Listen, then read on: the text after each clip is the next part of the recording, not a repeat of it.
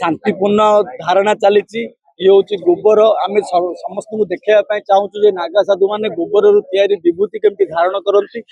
विभूतिर केते शक्ति जे नागा साधु मान केते शक्ति आहेतु जगन्नाथ धाम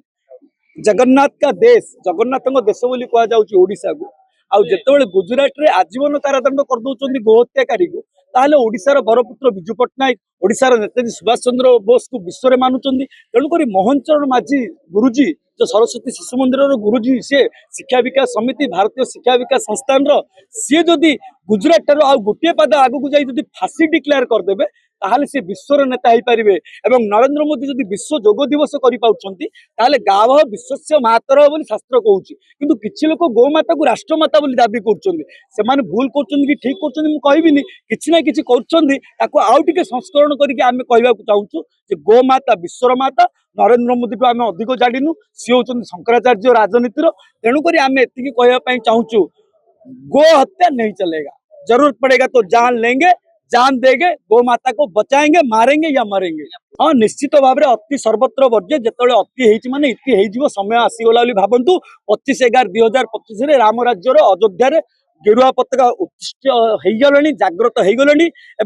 गो भक्त माने गो रक्षक माने कहते गो हत्याकारी को फांसी दियो नचेत गो रक्षक को विष दियो आमर अभिमुक्तेश्वरानंद महाराज जी शंकराचार्य बोलाऊँ निजक निजे सी कहते जी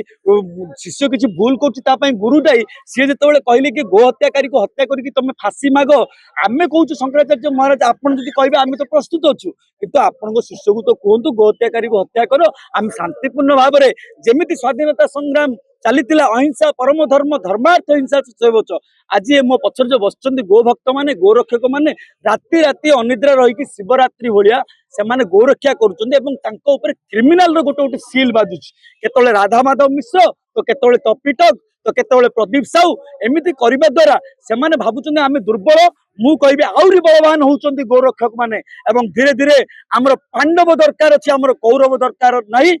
धर्म रक्षति रक्षित रक्षिता धर्म को जी रक्षा कर धर्मता को निश्चित भाव में रक्षा कर वर्तमान ये हूँ एक गुरुत्वपूर्ण समय बोली कहि आज नेशनल मिल्क डे एवं 25/11/2025 ध्वज उत्तिष्ठित है अयोध्या एवं 26 आज नेशनल मिल्क डे रे ओडिशा विधानसभा आरंभ होला यही प्रश्नर उत्तर समय ही दे पार मुझे आउ केते दिन गोमातार रक्त पड़िबो जगन्नाथ देश रे गोवर्धन पीठ जो रही गोमातार वर्धन बोली आदिगुरु शंकराचार्य गोवर्धन पीठ ये प्रतिष्ठा करते सर्वक्षेत्राणाम राजा श्री पुरुषोत्तम उत्कल से समदेश नास्ति मही तले कलिंग युद्ध यही कलिंगर होता तेणुक आमर ओडिया युवक माने एते बड़ बड़ योद्धा अच्छा युद्ध में आम के दुर्बल नुह कि विरल नुह समय आसिले बहुत सरल बहुत जटिल।